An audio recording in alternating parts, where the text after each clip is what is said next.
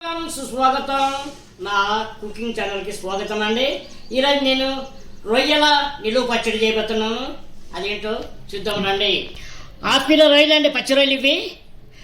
ఒక అర స్పూను పసుపు వేసుకుందాం.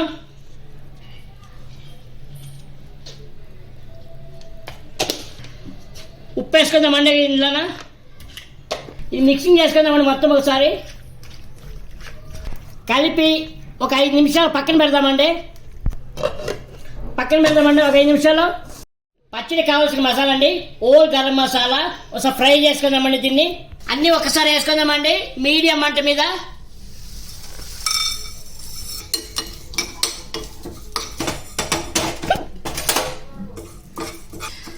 అయిపోయిందండి, మసాలా ఫ్రై అయిపోయింది. మిక్సీకి వేసుకుందామండి. మిక్సీలో వేసుకుందామండి. ఇవి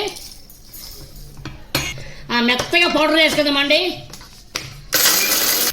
ఇదండి మెత్తగా పౌడర్ అయిపోయింది. పక్కన పెట్టేసి రొయ్యలు వెళ్దామండి. స్టవ్ మీద పెట్టుకుందామండి. రొయ్యలు స్టవ్లకి ఇద్దాం. ఇకండి నీరు చూడండి ఎంత పైకి వచ్చింది. ఈ వాటర్లోనే ఉడికిపోవాలండి. వాటర్ అన్ని ఇంకిపోయే వరకు ఇలాగే ఉంచుదామండి. మొత్తం ఇంకిపోవాలి. మధ్యలో కలుపుతూ ఉండాలండి, లేకపోతే అడగంటిపోతాయి. అన్నీ దగ్గర పడ్డాయండి, ఇంకా దగ్గర పడాలి. మొత్తం డ్రై అవ్వాలి. మొత్తం బాగా డ్రై అయిపోయిందండి. స్టవ్ కట్ చేసి వేరే దాంట్లో పెట్టుకుందామండి. ఇవి ఆయిల్ వేసుకుందామండి మనకు తగినంత. డీప్ ఫ్రై సరిపడగా నూనె వేసానండి.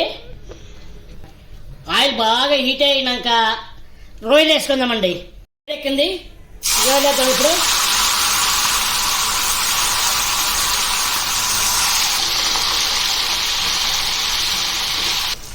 బ్రౌన్ కలర్ రావాలండి. ఇది రొయ్యలు, పచ్చి రొయ్యలు బ్రౌన్ కలర్ వచ్చే వరకు రొయ్యలు వేసుకుందామండి పచ్చి రొయ్యలు.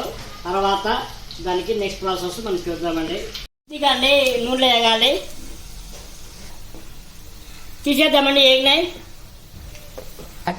ఇదే నూనెలో అల్లం పేస్ట్ చేసుకుందామండి. మొత్తం అల్లం పేస్ట్ ఈ నూనెలో మిక్స్ చేసుకుందాం. ఇది కలుపుతూనే ఉండాలి, లేకపోతే అడగంటుతుంది. అల్లం వెల్లుల్లి పేస్టు కొద్ది కలర్ మారే వరకు మనం వేపుదామండి ఆయిల్లో. రొయ్యలు వేసుకుందామండి. ఇప్పుడు సన్న మంట మీద ఉప్పు వేద్దామండి. మంట సన్న పెట్టి మీడియం మంట మీద సిమ్లో పెట్టేసి మనం కారం పడేద్దామండి. అలాగే ధనియాల పొడి, మనం తయారు చేసుకున్న గరం మసాలా అండి. ఎందుకంటే గ్రేవీ కోసం నేను ఈ గరం మసాలా తయారు చేశానండి. ఇది ఉప్పు వేద్దామండి. చిన్న మంట మీద అండి, మరీ ఎక్కువ మంట లేకుండా చిన్న మంట మీద మనం ఉడికిద్దాం. చూడండి ఇది పల్లి నూనె కాబట్టి మురుగు వస్తుంది, మీరేం కంగారు పడకండి. అయిపోయిందండి, స్టవ్ కట్టేద్దాం. మొత్తం చల్లగా అయినాక అప్పుడు నిమ్మరసం పోసుకుందామండి. చల్లగా అయిపోయింది, ఇప్పుడు నిమ్మరసం పోసుకుందాము. ఇది 2 నిమ్మకాయలు ఎంత అండి, 2 నిమ్మకాయలు ఇవి. మొత్తం కలిపేసామండి. 3 రోజుల వరకు దీన్ని కదిలీకూడదు. 3 రోజుల తర్వాత ఎలాగుందో టేస్ట్ చేస్తారండి, తర్వాత చెప్తాను మీకు. ఇప్పుడు ఒక జాడీలో పెట్టేద్దామండి. అయిపోయిందండి రొయ్యల పచ్చడి. గ్రేవీ ఉంటుంది కదా మిగిలింది, అది అన్నంలో కలిపానండి. టేస్ట్ ఎలాగుందో చెప్తున్నాను. అంటే ఇప్పుడు టేస్ట్ రాదండి, 3 రోజుల తర్వాత దీని టేస్ట్ అనేది అమోఘంగా ఉంటుంది. బట్ మీకు చెప్పడానికి చిన్న శాంపుల్ అండి.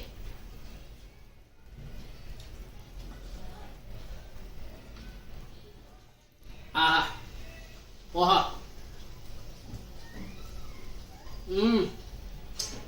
రొయ్య కూడా బాగా సాఫ్ట్గా ఉడికిందండి, చాలా బాగుంది. ఆగలేకపోతున్నానండి మీకు చెప్పడానికి కూడా. చాలా బాగుందండి ఇది. మీరు కూడా రొయ్యలు పచ్చడి చేసుకుని తిని ఎలాగుందో నా కామెంట్ సెక్షన్లో కామెంట్ చేయండి. అలాగే నా ఛానల్ని లైక్ షేర్ సబ్స్క్రైబ్ చేసుకోండి. బాయ్.